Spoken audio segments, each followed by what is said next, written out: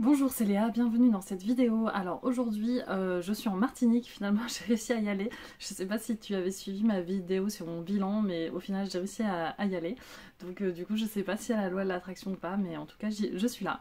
Là je suis dans un bateau, c'est pour ça que c'est un peu bizarre l'environnement.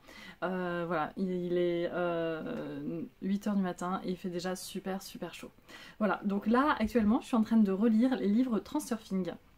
Et du coup, en fait, comme c'est assez compliqué, je trouve, comme c'est une autre manière de voir la loi de l'attraction, j'ai décidé de faire un peu des petites vidéos pour expliquer certains principes de transurfing. Et comme ça, bah, ça sera déjà utile pour moi pour m'en rappeler. Et puis si toi aussi ça a été utile, n'hésite pas à liker, n'hésite pas à t'abonner, et puis à commenter aussi si toi t'arrives à mettre en place ces principes. Donc en fait, ce qui m'interpelle quand même dans Transurfing, c'est qu'il dit qu'il ne faut pas accorder d'importance aux choses. Parce qu'en fait, si on accorde de l'importance, on va se faire rattraper entre guillemets par les problèmes, par des choses. Alors lui il appelle ça des balanciers.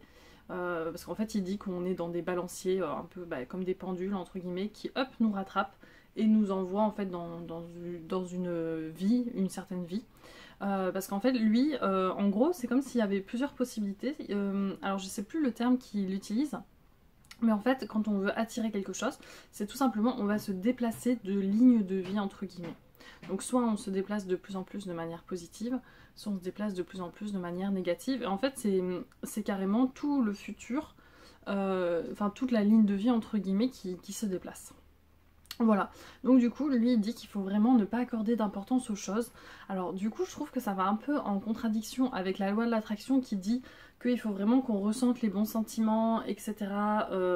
Pour attirer ces bonnes choses dans la vie. Donc par exemple, si on veut attirer son chez-soi, il faut vraiment ressentir, vibrer, tout ça. Et je trouve que quand il dit qu'il faut pas trop accorder d'importance aux choses, ça fait un peu dire qu'il faut pas ressentir en fait. Mais en fait, quand il dit ne pas accorder d'importance, c'est surtout ne pas avoir peur, ne pas avoir d'anxiété. C'est surtout ça qu'il dit.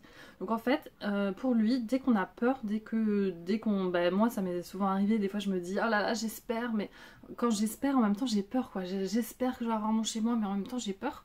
Et du coup, au final, la peur, l'anxiété, tout ça, ça fait qu'on accorde vachement d'importance à quelque chose parce que c'est quelque chose qu'on veut absolument à fond, à fond, à fond. Et du coup, comme on le veut à fond, c'est trop, il y a trop d'importance et ça fait que les balanciers vont nous rattraper. Donc en fait, ce qu'il dit, c'est qu'il ne faut pas accorder d'importance. Il faut faire en fait comme si on allait acheter un magazine dans un marchand de journaux. Donc quand on va acheter un magazine, voilà, on n'accorde pas d'importance. On a le désir d'acheter un magazine, on sait qu'on va acheter un magazine et on n'a pas peur de ne pas acheter de magazine. Et du coup, en fait, c'est ce qu'il faudrait faire dans la vie. Donc par exemple, on sait qu'on va avoir son chez nous et il ne faut pas qu'on ait peur de ne pas avoir notre chez nous, etc. Voilà, alors l'une des clés qu'il donne du coup, pour ne pas accorder d'importance, il dit déjà qu'il faut éventuellement se mettre en situation d'échec. Alors, mais il faut juste le faire une fois, il ne faut pas le faire plusieurs fois, il ne faut pas qu'on stresse par rapport à ça. Donc par exemple, si on va au marchand de journaux, qu'on veut un magazine, il faut se dire que peut-être il n'y aura pas le magazine. Donc entre guillemets, si je veux mon chez moi, je me dis que peut-être j'aurai pas mon chez moi. Et donc a priori, le fait de se dire que peut-être on l'a pas, et du coup ça fait qu'on se dit bon c'est bien, c'est pas bien, et qu'on est a priori un peu plus déstressé entre guillemets. Mais le fait qu'on se dise qu'on l'est pas, il faut le faire a priori qu'une fois, parce que sinon après ça commence à être vraiment de l'anxiété, de la peur. Donc si on se dit oh là là, s'il n'y a pas mon magazine, comment je vais faire, tout ça, en fait là on stresse et du coup là c'est pas bon parce que du coup on attire, on vibre le manque, on vibre les mauvaises choses et donc on attire ce qui n'est pas bon.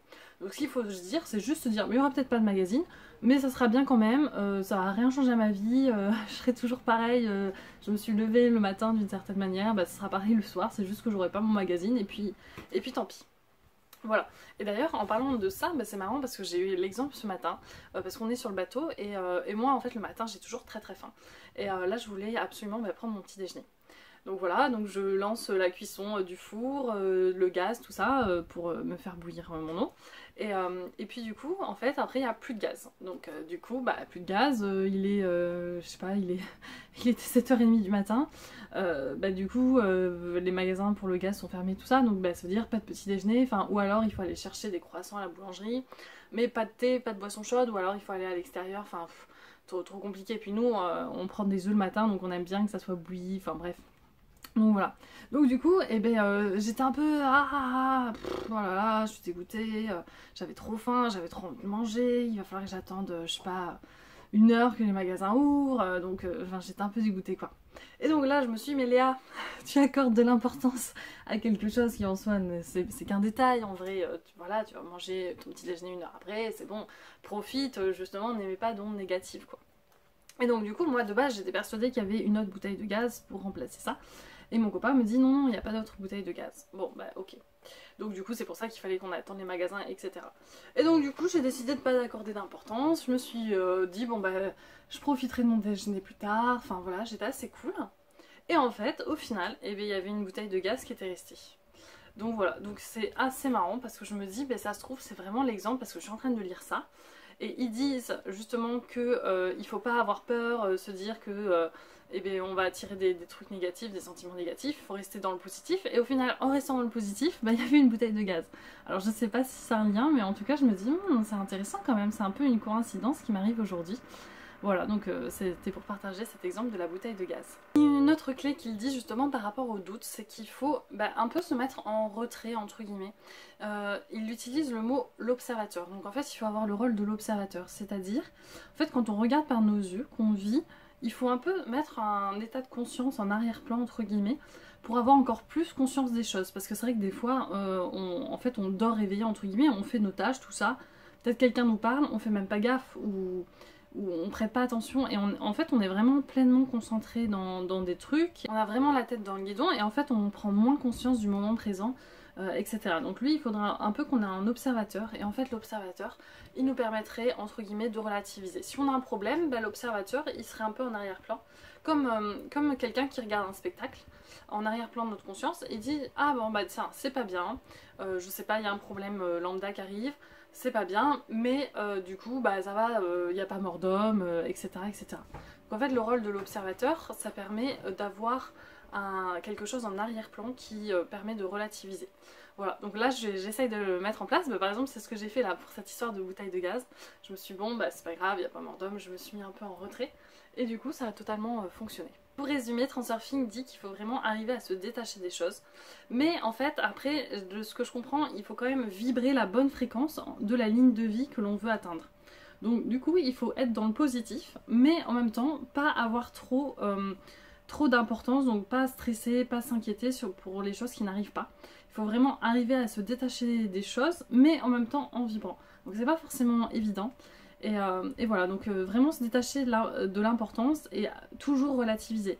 Moi par exemple, du coup en voyageant, je sais qu'avant j'étais assez stressée, j'avais peur, si je trouve pas un endroit où dormir, comment je fais tout ça. Et en fait en voyageant je me suis rendu compte, au pire je ne serai pas morte, au pire je peux dormir dans la voiture si je trouve pas un hébergement, au pire je peux dormir dans une gare, au pire, et en fait pour moi le pire au final il n'était pas si pire que ça.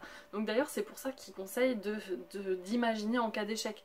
Se dire voilà, est-ce que l'échec est vraiment si horrible que ça? Est-ce que c'est vraiment la catastrophe? Par exemple, j'ai une amie qui avait lancé une entreprise, elle avait peur que ça fonctionne pas. Au pire, si ça fonctionnait pas, elle se retrouvait à la case de chômage, ce qui était sa case de départ. Voilà, sa situation n'était pas horrible vu qu'elle était déjà au chômage. Et voilà, et donc en fait, il faut pas s'imaginer. Des fois, on s'imagine. On pense que la situation, le pire, c'est une catastrophe, mais il faut arriver à relativiser justement grâce à l'observateur et se dire qu'en fait la catastrophe n'est pas du tout catastrophique en fait. On va peut-être perdre un peu d'argent, on va peut-être mal dormir, mais c'est bon, il n'y a pas mort d'homme, on va s'en remettre. Et justement, si on n'accorde pas d'importance à ça, si on est en mode tranquille, et bien a priori tout va bien se dérouler, un peu comme je vous ai donné l'exemple de la bouteille de gaz. Finalement je me suis dit bon c'est pas important, et au final une bouteille de gaz est apparue. Voilà, donc merci, c'était Léa, n'hésitez pas à liker, à vous abonner, et puis je vais essayer de faire d'autres vidéos sur Transurfing parce que c'est quand même super intéressant, mais un peu compliqué à comprendre je trouve, et du coup ça va être super bien de voir ça en vidéo. Voilà, merci, au revoir.